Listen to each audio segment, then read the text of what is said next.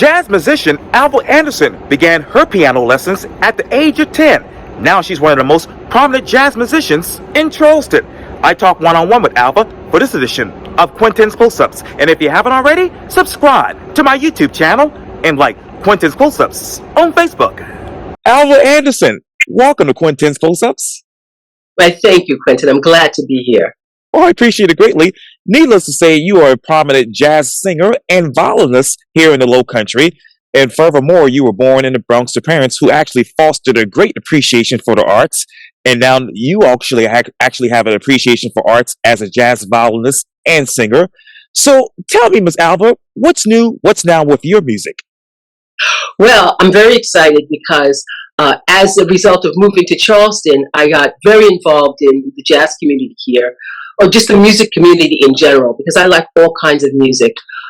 So I have become president of the Charleston Board of Directors of Charleston Jazz, which is an organization that oversees the orchestra, the Charleston Jazz Orchestra, which has 6 concerts at the Music Hall, the festival, which is in April, and the Jazz Academy, which is really the thing that drew me to the organization, because they're making not only jazz lovers, but just people who are involved in the arts. And I think when you're involved in the arts, I'm pro music, but I think any art activity, and even I could even go so far as to say sporting activity, brings you closer to yourself. And also it makes you closer to other people. It helps you connect with other people. So because I'm a musician, because I'm a jazz musician, and initially I started out as a classical player, playing music together brings people together and makes people see their commonalities and not highlight their differences. So that's something I'm very excited about, and we're in our 16th season Charleston Jazz. So that's very, very exciting to me, and I'm so glad that I have moved here and to have been a part of that. And for me, it's also part of my history. My parents were born in Charleston, and they went to Burke High School. Yes. And Burke High School was an incredible, it is now also, had an incredible music program, and they were involved in that. And my father got the skill. He became a tailor, and ultimately became a teacher in the New York City public school system, teaching tailoring to young men. And my mother, she was an assistant teacher in the school system, but she also sewed as well. And so we all got that skill.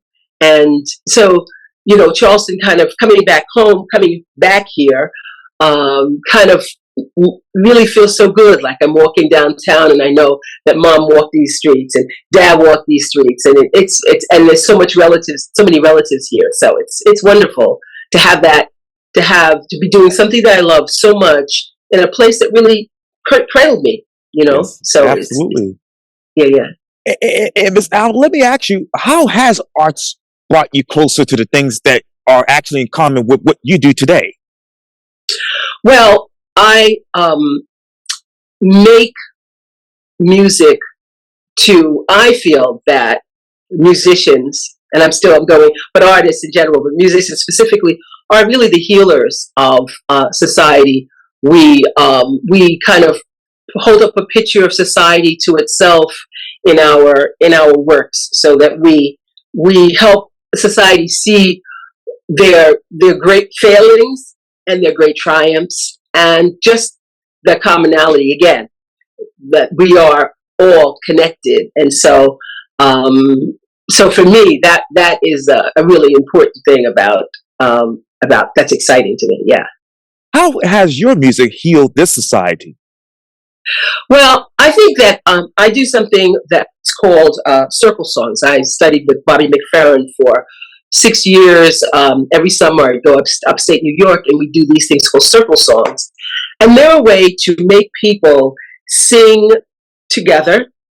We create a piece. We create a musical piece that will never be created again. But it's always, I give them ideas, and then we become a chorus, and we make music together, and it's not a hard thing to do. You just have to be willing and be open to the fact that you are a music maker. You are and your voice matters. And so, yeah, I think that to me is a healing thing. But also, I feel I have there is a connection when a singer or a music maker makes music for somebody that touches them. Sometimes someone will come up to you, and sometimes you just feel it. You know, you just feel that it's happening, that it's right. It may not happen every show all night, but like the song is done, it fills it goes through the air in the room, and then there's a feeling that we've been together through this. You've been right there with me. You know, when I'm saying you, I mean the audience. Absolutely. Yeah. And I want to get to that in just a second. But let me ask you, Miss Alva, how has making music strengthened your voice as an artist? Well, I think that making music, and particularly making your own music, I've seen you interview some people who are music makers. You really get to look at yourself and pick apart the pieces of yourself and put them back together and put them out there. So I don't write a lot. I don't write a lot, but whenever I write and whenever I perform songs that I sing, I feel like it really shows the audience who I am. Not that when I'm singing a song someone else writes that I don't show them who I am, but I think that the connection is there is no filter. It's like direct. Right. You know. Yeah. Wow. So what pieces have you been able to put together as a music artist, Ms. Alva? Well, when you say like particular pieces that I've written, or yes, ma'am. You know, when you describe how you actually relate to the audience, you basically talked to me earlier about obviously putting those pieces together and letting people know who you really are. So what's the biggest difference between, you know, when you started as a musician to right now? Who is Alva Anderson? Well, I'm always looking. I'm always trying to heal. You know, as it happens. As we grow, we experience traumas. Things happen to us. You know, sometimes it's not intentional, but and sometimes, you know, as a person on earth, you go through traumas. If you're lucky, if you never do. But I'm getting back to that. What did you say? So those traumas are something that I'm always addressing, and I'm always saying that these are things that happen to me, and they are things that have made me, and they've made me better, they've made me stronger, and through my music, they are also helping me to express them, to get them out. You know, one of the things about, and now I'm getting on my music education soapbox, one of the things that is so important for children to be involved with music is that the angst in growing up, you know, you're bombarded with all kinds of stimuli and all kinds of things that are challenging you. And, you know, you can have the greatest parents, you know, who are very, very conscientious and give you a whole lot of resources.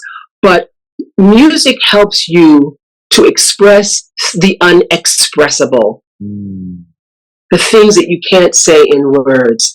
And you know, as a jazz artist, just that the part of music, although there is improvisation in Baroque music and classical music, the improvisation that allows a jazz artist to have their say. I watched children at the Jazz Academy give each other a chance to have their say, their solo, as it's called, and not only is it good for the kid who's saying it, but it's also great for the people who are listening, their peers in the group, their peers, because they're of course hearing that message, Yes, ma'am. Again, I keep stressing hearing the commonality in their experiences and also cheering them on. Empathy is so important. You know, we're so detached from each other with these devices, Yes. and it's not easy to gain empathy with someone if you're not with them in the same space. Mm. So yeah, I'm uh I'm hoping that I answered your question. Oh no, it's perfect. You explained it perfectly. So I know Mr. Brandon's coming up here at 10:45, but let me ask you this last question, Miss Alva. What are the unexpressibles that you have been able to express through your music? Oh, just perseverance, Mm. love, um, uh, love in the whole spectrum of that word, which is a huge spectrum.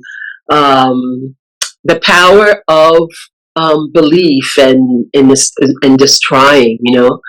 Um, and that's it. I just want to, you know, say that there's so many things I'm grateful. I'm very fortunate to that my music has brought me to so many places around the world. And I'm actually going to be participating with the Color of Music Orchestra this Saturday next weekend. Their festival is happening, and it was one of the first things that brought me 4 or 5 festivals ago to Charleston to play with the symphony, and so this will be my 4th time playing with them. And again, it's a Charleston started organization with a desire to bring players together who have this passion for music, and I'm on board with that. What are you passionate about next when it comes to music, Miss Alva? I'm really thinking about recording and also getting more, writing more. You know what? I'm really passionate about everything. I want to do more circle songs. I just saw Adrian, Fraser, Yes, ma'am. with the B Collective. And if you haven't interviewed her, she's somebody you should. I will. Okay, with the B Collective, and we did a circle song with them, and uh, their organization supports mothers, women who are in process of having their children, and the whole process. And we just sang our hearts out, and it was just, you know, that I'm excited about all of it. You know what? I'm saying yes, yes, yes. Would you like me to do this? Yes. Would you like me to sing it? Yes. Would you like me to play? I'm just saying yes because it fills me up, and Mm. I want to express, you know? Yeah. Oh So, yes, absolutely. And I hope I can bring you back on to Quintin's close-ups in the summer so we can talk more about those projects and some more. But for now, Miss Alva Anderson, thank you so much for your time. And again, welcome to Quintin's close-ups. Quentin, thank you so much. And thank you for reminding me about the things I do because, you know, sometimes, anyway, thank you so much. You're welcome.